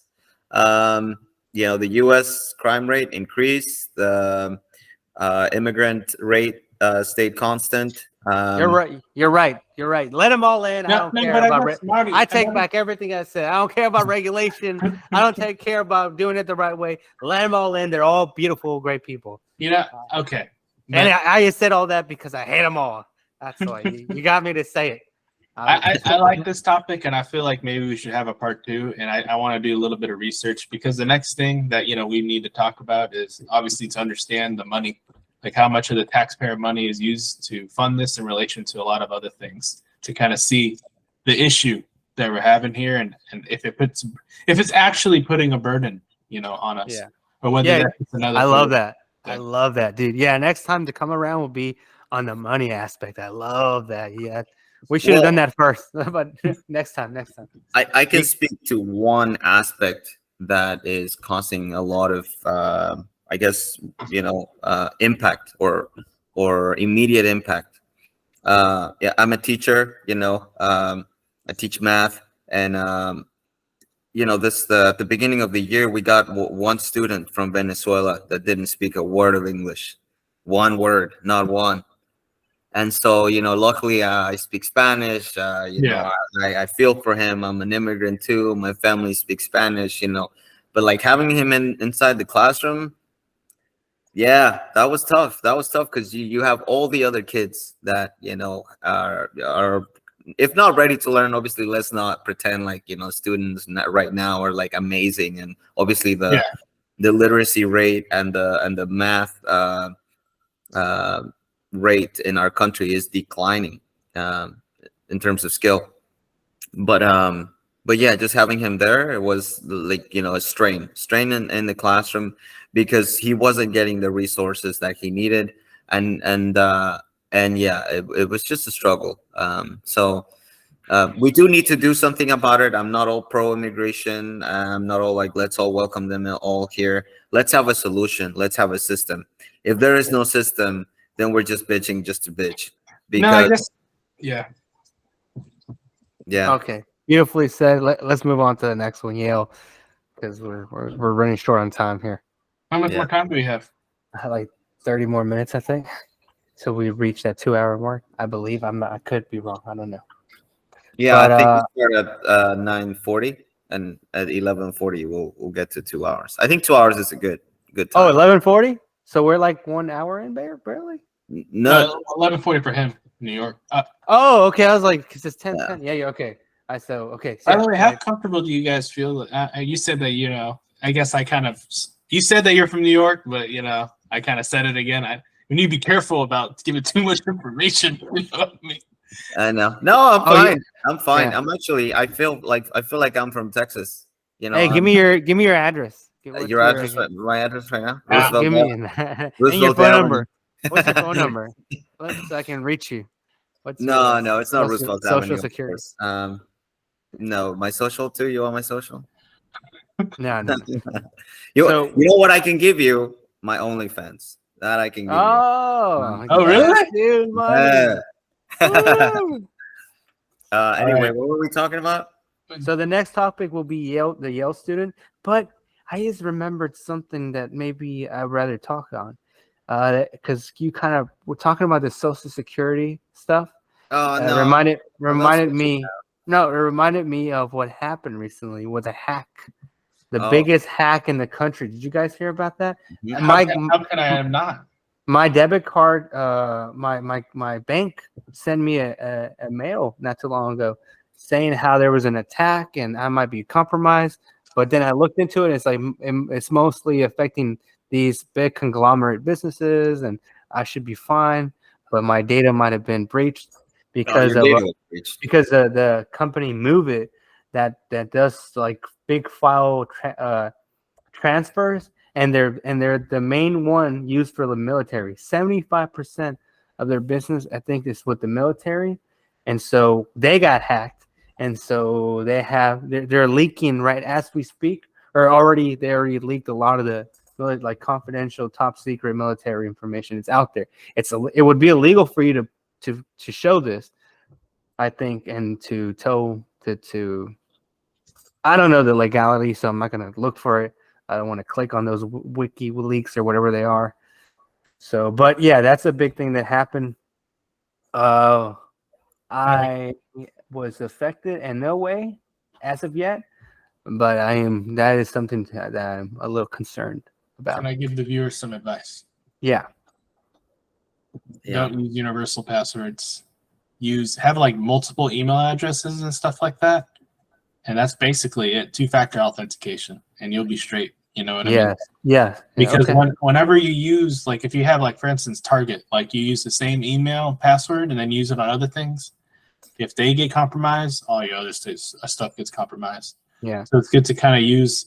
I think you can kind of spoof your emails too. Like, maybe you don't need to give Target like your real email or something like that. There's a way of keeping your email's address kind of a bit secure as well. I don't really know, haven't tried it, but that would be the best strategy. Yeah. Well, the thing with this breach is that they're able to get a hold of your social security number, your like bank account information, anything and everything, basically. So once they have your identity and they can commit identity fraud, they can start opening up multiple credit card lines and whatnot. And so one thing to do is you can always every year you can do a free annual credit check. And when you do, you get to see how many credit lines you have open. And so as soon as you see that there's a credit line that you didn't open, you know you're a victim right then and there. And you need to get that fixed as quickly as possible. Yeah. Not only that, I mean, data, again, is the new goal, the new, I guess, standard of, I don't know, getting wealthy. But there's bidding wars on the dark web, for people's informations. So not too long ago, I think I went to my Capital One credit card stuff, like the whole credit card score, and one of the things like mentioned there was like, hey, your email was found compromised in the dark web. I've never been to the dark web, but I know that probably. I swear, I don't know. No, seriously. Oh, shit. But people are selling your information if it gets compromised. That's why cybersecurity right now is a big field that a lot of people that we need people in that field. We need people to protect information. The whole student account profiles were hacked not too long ago, so so the information about phone numbers from their parents, their addresses, their academic performance, if that's even relevant to some people, but a lot of that was compromised. So this is a major threat happening right now, and again, it could be used as a weapon, by people that have other motives and want to use that data in a harmful way. So yeah, something to talk about, but I don't know if we want to get too deep into this, because No, that was good. That was good. I think I'm it's not just to prepared shed a for little this. bit of light on that. Just wanted to shed a little bit of light on that, and it was just kind of like fresh on my mind. Yeah, But, no, also, this is not a sponsorship, but if you download Credit Karma, you can get updates on your Yeah, on your credit stuff. I Yeah. have a the Southwest credit card because I get points for flights and stuff. But they have on their app, they have something you can use also, and that's what I use, and it gives me like little updates on like my credit score, and so What's your credit score, bro? it's over 700, and then none of your information. Nah. It's over 700. So I just paid off like 2,000 and something, and one of my credit lines, and so I think I pretty much paid it all off. I let it get big, and I paid it all off. So I think that improves my credit too. So I haven't seen the new updated amount, but yeah, it's over 700, which Yeah. it's fair, I guess, right? 700 and up. Yeah, I think that's fair. I forgot what I am. That's good. 740. I forgot what I am. No, that's But good. yeah. That's really good. Yeah. But anyways, okay. So going to the next topic is the Yale student. So I'm gonna go ahead and pull up some information on this story, but it is the Yale student. Here, let me open this one, share, and then I'll click right on Google instead. Yale student. He's like all over he's all over YouTube right now. Everyone's doing like an interview with this guy. Yale student sues for defamation. And do you want to be? Well, I guess The New York Times. Continue, whatever. How a Yale student's rape accusation exposed her to a defamation lawsuit. So, do you have a subscription with them? Because they no, I do not. Why? yeah, there's the fucking, I'm sorry, but like The right there, yeah, they get you right there. They're like, if you want to read this article, you have to pay $1. No, I can read the whole thing. You see? Oh, really? Okay, Yeah. maybe you get like 3 articles, I think. Oh, I don't know, a day, because I'm constantly using different articles, and I know I've opened the New York Times several times, so I don't know how it works. Okay.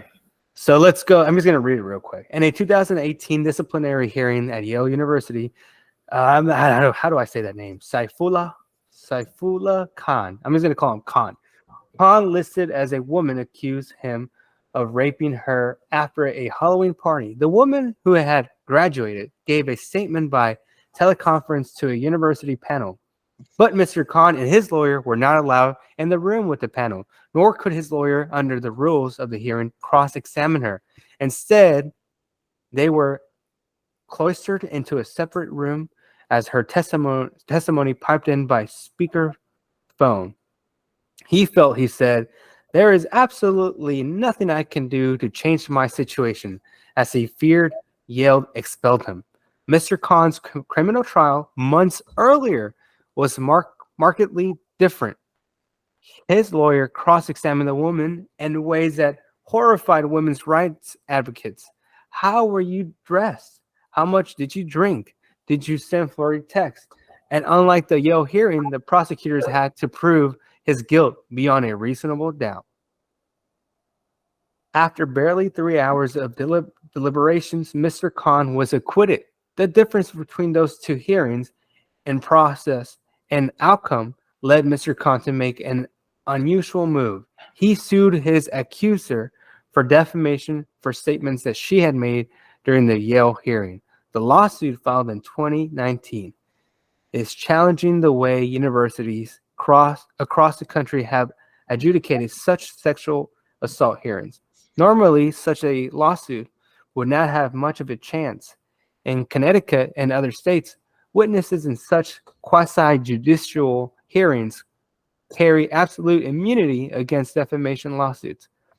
But the Connecticut Supreme Court in June gave Mr. Khan's suit the green light to proceed. It ruled that the Yale hearing was not quasi-judicial because it lacked due process, including the ability to cross-examine witnesses.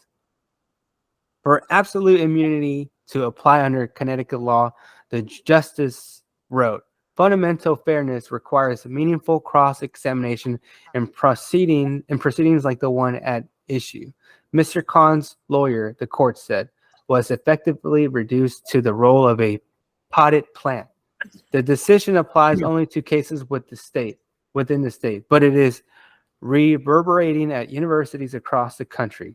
College officials consulted their own state laws, checking whether the disciplinary hearings could leave witnesses vulnerably to the defamation lawsuits.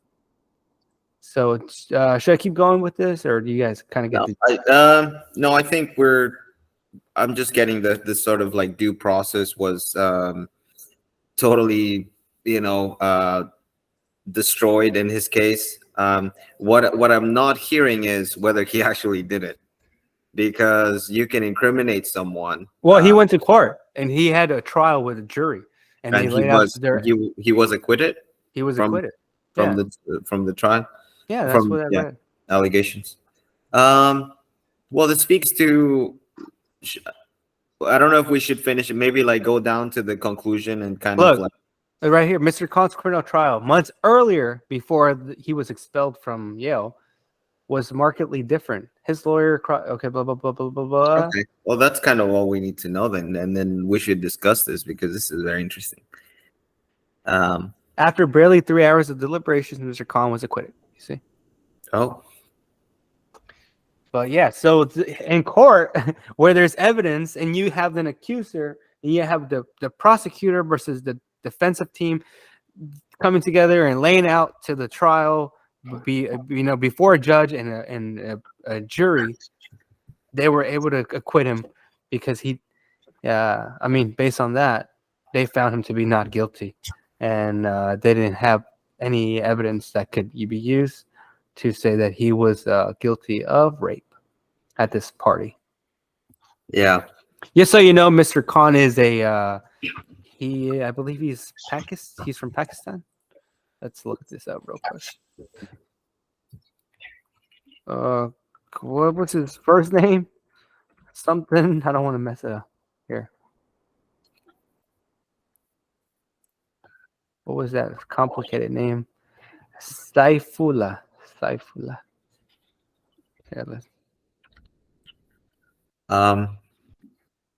this is a layered issue, another one, Damien, because you can really go down a rabbit hole about allegations, and then now we have to talk about victims of sexual assault, which I definitely don't think is something that should be glossed over. I do feel that I guess the sequence of events here where if you go through something like that and your first thing is to go to your college or institution, wherever you're studying, I don't think that should be the way you do it. And I've never been a victim of sexual assault. I mean, obviously, once you go through something as traumatic as that, you probably are you're not yourself, you're not thinking, you're just kind of doing. Yeah, but this isn't a case about rape itself, or what bad people doing that to innocent people.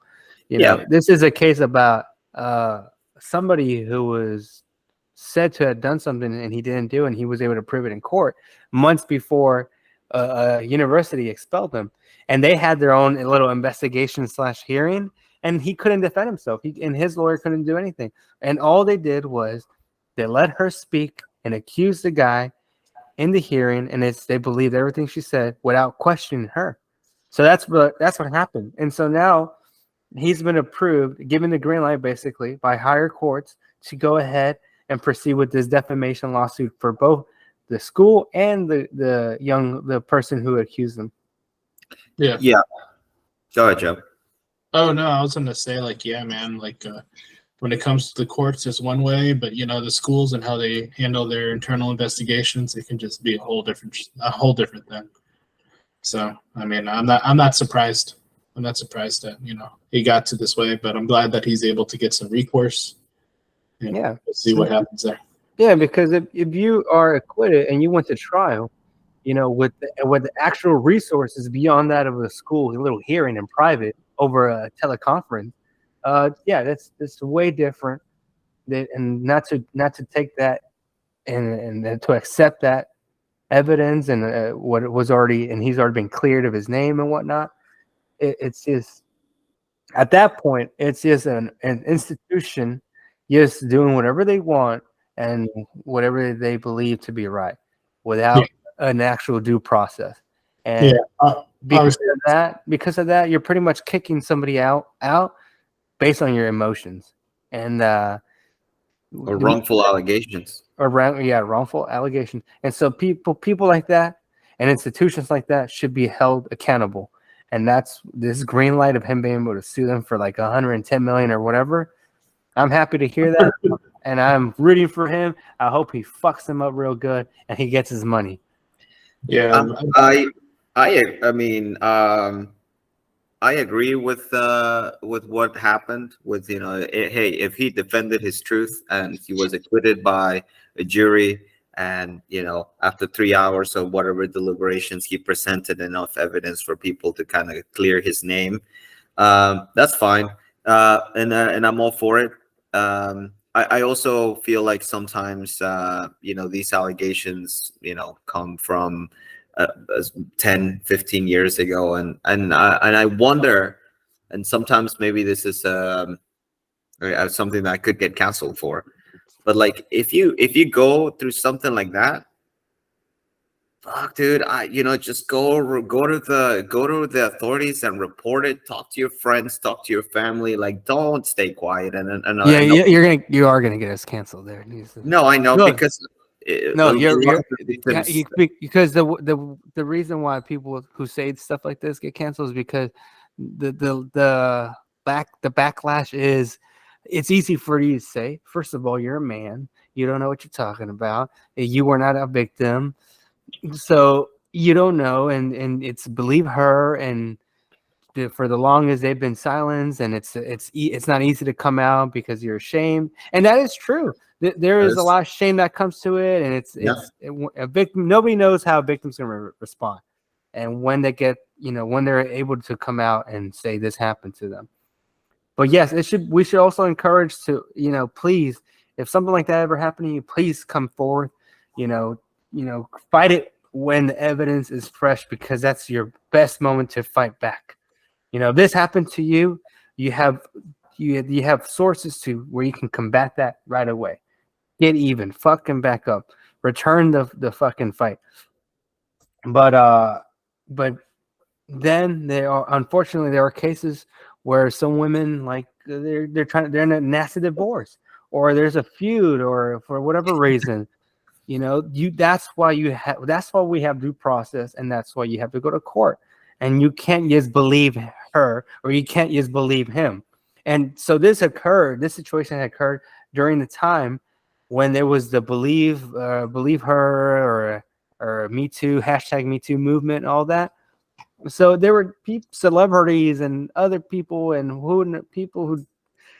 And I understand the movement because it's trying to promote women who have been silenced and they've been oppressed and taken advantage of, and it's kind of trying to, I guess, motivate them to come out and that we're going to believe you, and that's all good and great. But the message by itself overall gets interpreted as like we're not going to look at the facts, and whatever you say, we believe. I believe her, even though you don't know who the fuck she is. She lives like some other in like another state.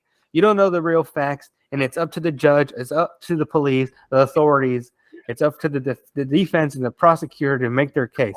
You have nothing to do with it. It doesn't matter what you think or what you believe. You are not involved, and you don't know what the fuck you're talking about, frankly.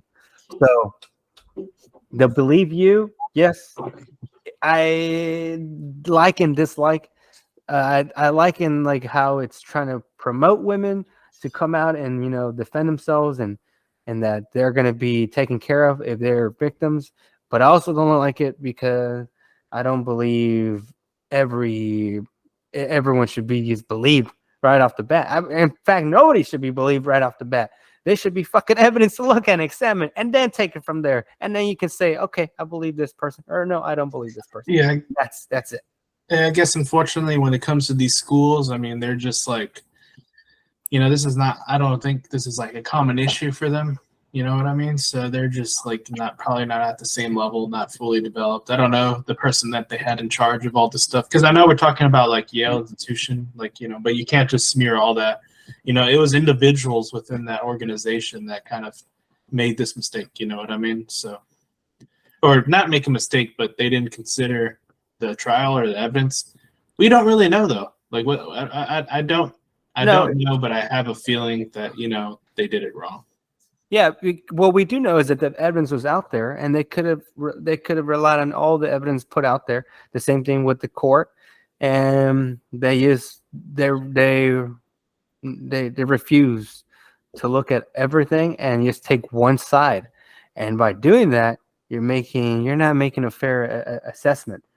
So how can you, in right consciousness, say that you made an accurate decision when you're not hearing everyone out? Like they said, the lawyer was a potted plant. They're saying that he basically, they couldn't defend him. They could only hear her, and they had to stay quiet while she made her case. And then they said, okay, we had a hearing. A hearing of who? Just one person. And we made our decision. You're expelled, my friend. We don't like you because of what she said, and that's how we feel. And because of that, goodbye. Well, actually, I guess I'm thinking about it now. Yeah, I mean, maybe you didn't have it. It's just so weird, bro. Like whenever, like, it's so easy for us to feel like, oh yeah, like this is totally stupid. Like, what are they even thinking? And we're not connected to this case, or no. Really, we only read one article. We don't really know what they were thinking. I'm thinking that what probably happened was that maybe the courts did, because whenever you go to trial and stuff like that, you're going to trial for something very specific. You know what I mean? So maybe the courts didn't think that, he did whatever he was being charged with, but whenever they had the investigation at school, maybe there was another misconduct. Maybe the fact that, I don't know, there was something else there that they decided to, like, okay, this is enough for expulsion, even though they didn't hear his side. But maybe that's what happened. You know what I mean? Like what he was being charged with, cool, acquitted. But other things that kind of came out, okay, this is enough for expulsion, even though that other thing. But we don't really know that. With this one, I like that. I like how you pointed that out. Yeah, with this one, even though there may have been something else like misconduct or whatever, but this is like slandering someone's like name, reputation, history. So with this one, I'm in full agreement with Damien. Like, hey, look, this was a faux trial. This wasn't something that someone should be like convicted of all of a sudden from Yale, as prestigious as they are as an institution. And I think he cleared his name, and I think he's as you said, Damien, he got the go ahead from the courts to kind of like sue for defamation. I mean, obviously you go for defamation for like 200 million or whatever. At the end of the day, it's not 200 million. You're just trying to clear your name. And I think that's what the money to me is not as important. I hope so. I hope people don't get the wrong impression that this is about money. This is about clearing someone's name and reputation. And are there people that are disgusting and want to kind of like shame people in the in the court of public opinion first? Yeah, and I think that's a question. Tragedy. Yeah. Something that should be reversed. There's obviously movements like Me Too, like BLM, that are well intentioned, but we also need to kind of like be wary of movements like that as well, because they may take things to an extreme that we don't really want or should want in our society. We need due process, and to skip ahead and to kind of avoid that step, not good, not good Yeah. for us. And Joe, look, we're gonna see what you brought up that point of like maybe there's a little more details and other misconduct could occurred. We'll see that because it's gonna come. Hopefully, this goes to trial and he does a lawsuit and it all works great, and they're able to go and put a lot of the details from the case out there. We'll see what happened. We'll see. So I'm excited for this to happen. I hope it goes to trial, and then hopefully we can see how that case unfolds. And we're gonna get more answers by then. But until then, it's just we don't really exactly know. But moving on to the. And a lot of these trials, just before we, because I know we have like 4 minutes left. A lot of these trials depend on evidence. We do, but we don't. This is we're the ones putting the time frame. We can go longer if we want. Okay. We should anyway. These trials are about evidence, and not to bring up another case, but the Johnny Depp one was like, she had no evidence. She had no evidence. Johnny had a lot of evidence, but at the end of the day, dude, maybe it did happen. Maybe Johnny did put his hands on her, and just no way of knowing, because she didn't take pictures of herself with bruises. No. Marty, let's not talk about that. We can do a podcast on that later, because we have to look at the details, because there is a lot of evidence out there. I watched the whole trial. I'm ready for that. You watched the whole trial? Okay, so then you know about what you're saying, that like when he hit her, that the makeup manufacturer came out and said we didn't even have fucking this makeup out during that time. No. When her fucking lawyer was out there in court, it's showing like this is what she had to resort to every day to cover up the marks or whatever that old lady said. And then like a few days later, like they come out, the company comes out and says we didn't even have that shit available or released during that time. So that completely destroyed her case on that. That was one of the pivotal moments where it's like, damn, this bitch is just fucking all her lies and her twisted ways and her weird demeanor of talking and saying how there was a bee and then I'm on the floor and it's incoherent. I'm like, what the fuck is this crazy girl talking about? There's some like fucking cokehead Adderall user, whatever she is. Who knows? They're both drug users. It's well documented now. They're both admitted to using cocaine and being on these trips where Johnny would like fucking pass out and she would take a picture of it. And anyway, so let's not talk about that. Let's not talk. We'll talk about that another time. But let's go on to the new. What's our time? What's our time on the 2 hours? Don't worry about it, baby. 2 minutes. Just worry about having fun. Look, the Canadian Nazi situation. Woo! Let's talk about Nazis again. All right, let's go. Okay, so the Nazi situation with Trudeau in Canada and what had occurred, where they had a standing ovation for this guy who was in war against the Russians, and everyone stood up and applauded him. Well, what you don't know is the history of Ukraine and and this fight against the Russians. They had Nazis come in to Ukraine who helped them to fight against the Russians. And so at that point, the Nazis were like, they were welcomed. They're like, yes, they're going to help us. They're great. And so this is where the Ukraine has this history with Nazis and their involvement in World War. And so you had this 95-year-old guy who was invited to their parliament. There was a speech given and they acknowledged him. Everyone stood up and applauded him. And then the news broke. This guy was a fucking Nazi. And so when that broke, Trudeau, and I think during the ceremony, Trudeau was there, and also Zelensky, the president of Ukraine, and who it was definitely the Ukrainians who invited him there. It wasn't Canada because they didn't know shit about him apparently, and they all stood up, with him shoulder to shoulder, and they stood up and applauded him. Anyways, once the news broke that he was a Nazi, Trudeau had to publicly come out, and he admitted that there was a mistake basically, and that it was one of the most embarrassing times in their history, and pretty much just saying sorry and that it shouldn't happen. And so, because of that, I know the media, both sides, they want to spin it whatever way.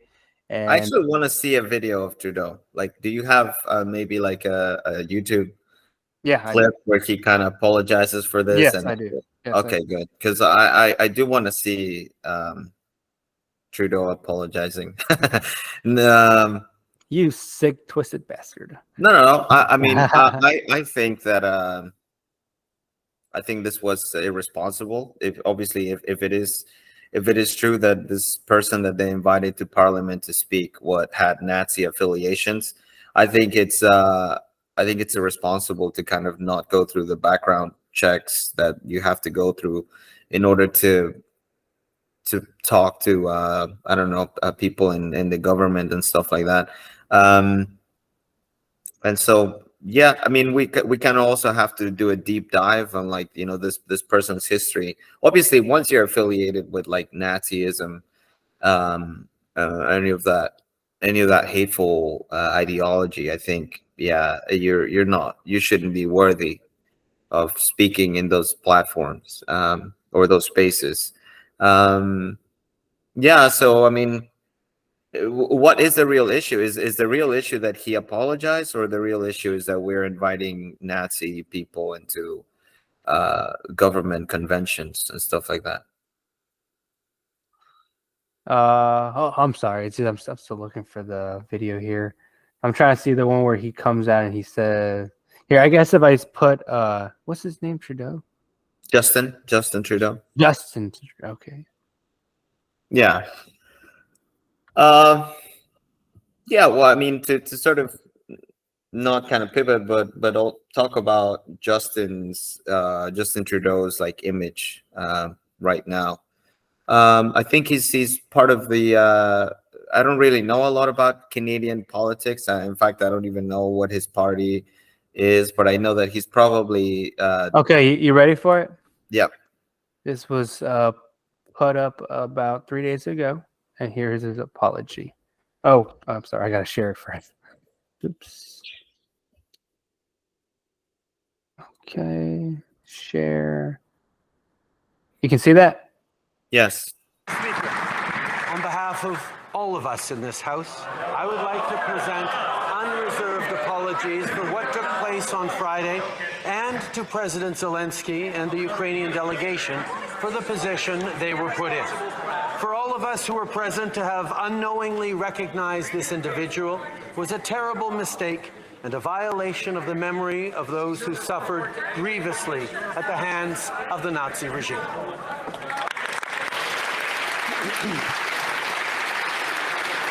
The Honourable Leader of the Official Opposition. Did the Prime Minister's national security, intelligence, or diplomatic officials vet the names of the people that the Prime Minister allowed within mere feet of President Zelensky? The Right Honourable Prime Minister. Mr. Speaker, the privilege and responsibilities and rights of parliamentarians are sacrosanct, and that the Leader of the Opposition would be suggesting that any visitor to this House should be vetted by the government of the day is actually a grievous attack on the rights and privileges of Parliament. I just want to say that's the stupidest shit I've heard. What the fuck did he say? That it's that he's saying that they should not be vetted? Are you guys hearing this? Yeah. Okay, so they're gonna continue. They're gonna continue with that stupid motto that got them here in the first place.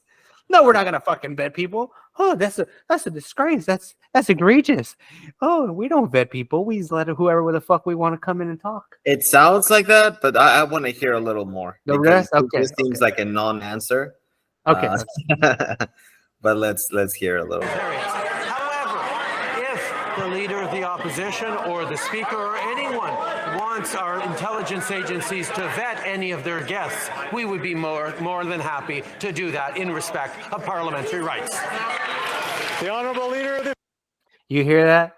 No, I But- guess it depends, like what they mean by vet. You know what I mean? Vet means to like to Like what level of check vet? check their background. Look Like- to, How deep? well, deep enough to know if you're a fucking Nazi or not. At least, fuck. How Well, easy it is. Yeah. I'm sorry. How Yep. easy it is for us to just figure out that dude's a Nazi. I don't know. What's his name? Oh, what's that guy's? What's the Nazi's name? And let's look him up on Google and see if it pops up. And that's Yeah. it. Before you, because I think we should watch the video, the complete video. It's only 3 minutes, but I think not to defend Justin Trudeau's whatever argument that he's trying to make, which I definitely do not agree with. I think this person should have been vetted. But I think what he's trying to argue is that whenever you start to find things that are wrong with that citizen or with that person that you're introducing into the Congress or Parliament, then you kind of start to take away, away from government's like ideology of representing people. So it's like, okay, well now we don't like this person, so like vet him, like he's banned from here. So that you started again the slippery slope of like trying to take away voices. So you're saying that you're saying not to vet because vetting. No. I mean, yeah, this is a tricky one, but I know what he's trying to say. Vet everyone. Everyone should be vetted. Everyone who's Everyone invited, should and be nobody know vetted. who they are. Oh, you come from this government.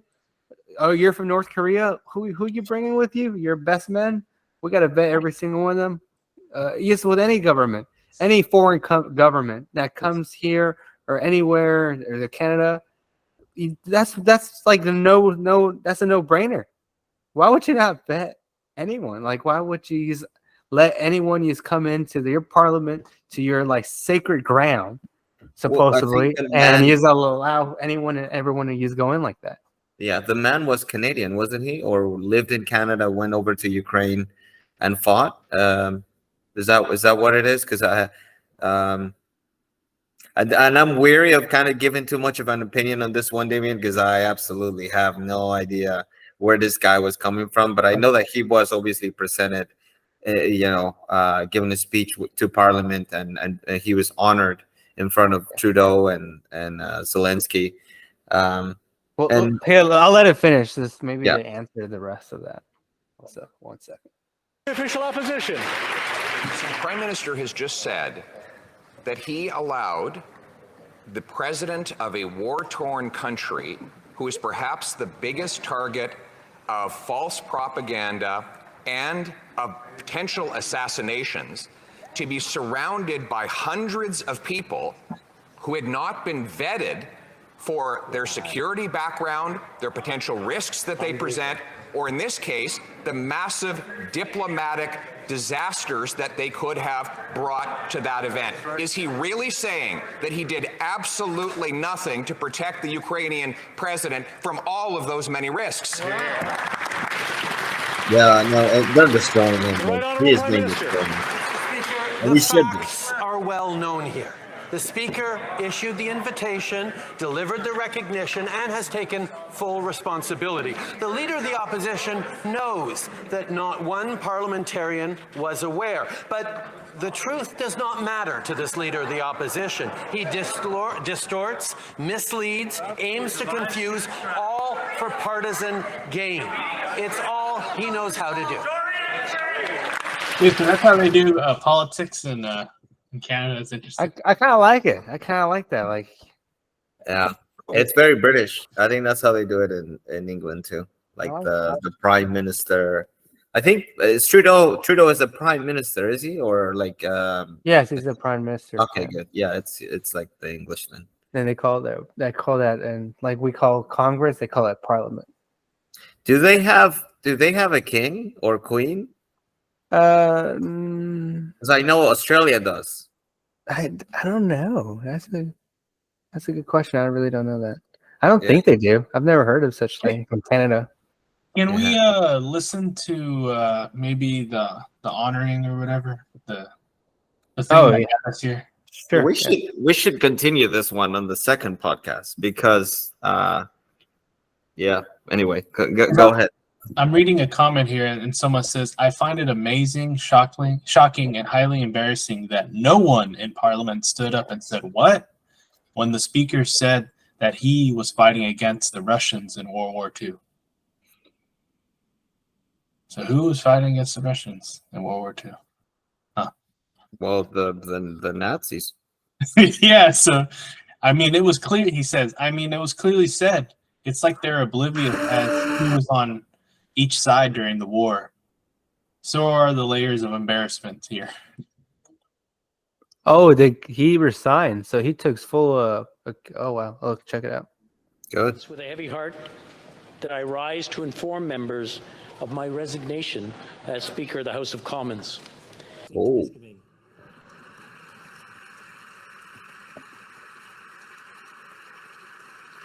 He's a Ukrainian hero, a Canadian hero, and we thank him for all his service. Thank you.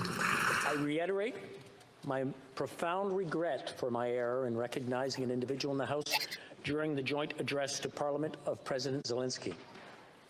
That public recognition has caused pain to individuals and communities, including the Jewish community in Canada and around the world, in addition to survivors of Nazi atrocities in Poland, among other nations.